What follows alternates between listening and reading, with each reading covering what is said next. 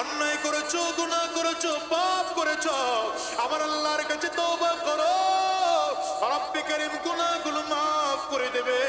তাহিয়াতুল কলবে চোখের পানিগুলো ফেলে ফেলে কান্না করেন পয়গম্বর, আমি এমন অন্যায় করেছি, আমার গুনাহগুলো আমার মালিক মাফ করবেন কিনা জানি না। হুজুর, আমি আমি যতগুলো মেয়ে হয়েছে আমার, আমি প্রত্যেকটা মেয়েকে জীবিত করে দাফন দিয়েছি, জীবিত করে দাফন দিয়েছি।